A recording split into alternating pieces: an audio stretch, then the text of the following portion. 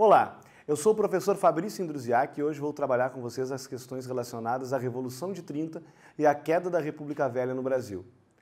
Olha só, a Revolução de 30 marca uma ruptura institucional entre a Primeira República Brasileira e o que vem depois dela.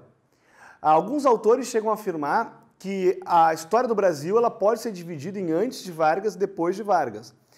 Isso vale para quem gosta do Vargas e para quem não gosta do Vargas, porque, na verdade, é um momento de diferenciação. O Brasil, até o Vargas, era um país essencialmente agroexportador. A gente falou algumas aulas atrás, né, que o Brasil é um país que tinha hipertrofia do setor primário exportador. E agora, com Vargas, ele vai mudar esse modelo. Ele começa a ter agora uma economia mais urbana, ele começa a desenvolver uma industrialização.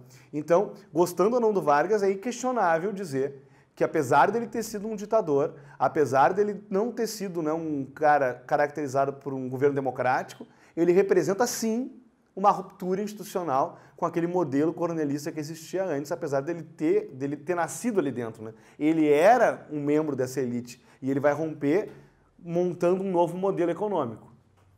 A Revolução de 30, ela tem início quando o presidente Washington Luiz rompe com a política do café com leite. Por que ele rompeu com a política do café com leite? O Washington Luiz era um paulista. Pela lógica, ele deveria indicar Antônio Carlos, que era o governador de Minas Gerais, para fazer aquela alternância entre São Paulo e Minas Gerais. Vocês estão lembrados? Beleza? Olha só. O problema é que em 1929 estourou a crise mundial do capitalismo. E o Brasil tem essa economia de sobremesa, né? É açúcar, é café. Então, quando começa a dar problema na economia mundial, a primeira coisa que o cara vai cortar é o quê? O cafezinho. Não vai cortar a comida primeiro, vai cortar o cafezinho. O café vai começar a ter problema de exportação. E o Brasil era ultra dependente disso. Logo, a economia começa a ficar muito fragilizada e isso fragiliza a política. Quem tiver o governo federal na mão vai puxar a brasa para o seu assado, vai puxar para o seu lado o poder. E vai, obviamente, favorecer o seu estado como produtor de café. Então, Washington Luiz, dando conta disso, em vez de indicar Antônio Carlos, indica o governador de São Paulo, Júlio Prestes, quebrando a política do café com leite. E isso faz com que exista uma possibilidade, uma brecha para que a oposição possa ter alguma chance de ganhar a eleição. Isso faz, então, com que o Rio Grande do Sul e os estados do Nordeste façam uma chapa, uma aliança, na qual eles vão lançar como candidatos Getúlio Vargas e João Pessoa. Getúlio Vargas, um jovem político brasileiro, mas jovem e muito experiente. Getúlio já foi deputado estadual, Getúlio já foi deputado federal, Getúlio era chefe, era líder do governo Arthur Bernardes na Câmara durante o tenentismo, não é pouca coisa. Getúlio foi ministro da Fazenda de Washington Luiz, sai do ministério para assumir o governo do estado do Rio Grande do Sul. Então ele tinha uma grande experiência política, apesar de jovem. E trazem João Pessoa, que era um cara um pouco mais velho que ele, era sobrinho do antigo presidente da República, Epitácio Pessoa, e ele vai, então, dar a sustentabilidade, digamos, a seriedade à chapa, né? Um político mais jovem, um outro um pouco mais experiente, que vão se somar para fazer, então, um novo Brasil. Essa era a ideia. E eles vão para a campanha, eles vão ir para a candidatura. Acontece que a gente sabe como é que funcionava na República Velha, não ganha quem faz mais voto, ganha quem tem a máquina na mão. Quem é que tinha o governo na mão? São Paulo. Quem é que vai ganhar a eleição? São Paulo. E aí eles vão ficar bravos, vão fazer a revolução. Não, não foi bem assim.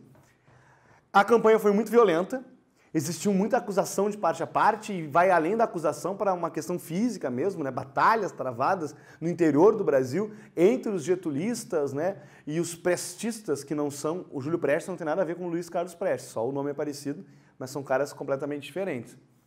E então acontece o assassinato, né, de um político chamado Souza Filho. Em 1º de março de 1930 acontecem as eleições e o governo, como era esperado, ele ganha as eleições. Eis que então começa um burburinho de que as eleições teriam sido fraudadas e que era necessário agir, era necessário fazer alguma coisa.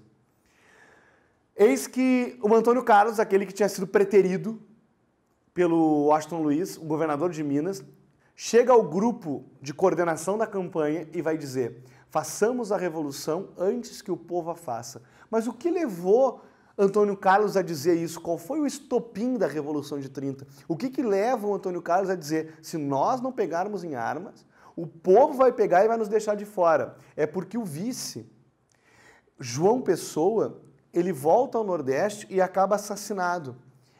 Ele é assassinado por motivos passionais. Mas, obviamente, o que chega no Rio de Janeiro é que esse cara foi assassinado por questões políticas. E isso é utilizado como motivo que faltava para fazer a Revolução. Eis que, então, no dia 3 de outubro, o quartel-general de Porto Alegre é tomado pelas tropas golpistas, lideradas por Getúlio Vargas, e aí começa o processo de revolução. Lembrem que as eleições brasileiras são sempre acontecem por volta do dia 3 de outubro. Logo depois da redemocratização, ela era no dia 3 de outubro, era inclusive feriado no Brasil. Hoje é no primeiro domingo próximo ao dia 3 de outubro, em função do início da Revolução de 30, uma data comemorativa.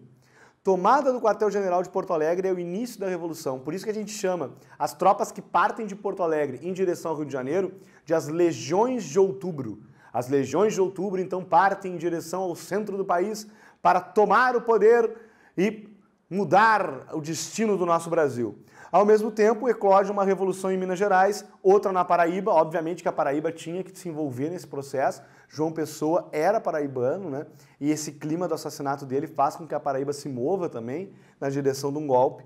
E no dia 3 de novembro de 1930, o poder foi entregue provisoriamente ao Dr. Getúlio Vargas. O Washington Luiz, ele abdica e renuncia ao poder, né? E o Júlio Prestes também não vai contestar, num primeiro momento, a posse dada ao Vargas. Depois a gente vai ter algumas contestações jurídicas, mas isso acaba não se confirmando e o Vargas acaba tomando o poder. Hoje, então, nós trabalhamos o contexto da Revolução de 30. Vimos que ela é um marco importante na transição de um Brasil antigo agrário para um Brasil urbano. É o momento em que um grupo de oligarquias periféricas chegaram ao poder rompendo com as oligarquias centrais. Isso passa a ser a chave para entender o Brasil contemporâneo, que se funda a partir da chamada Era Vargas, que vem agora com o meu amigo Paulinho. Um abraço para vocês e até a próxima. Tchau, gente!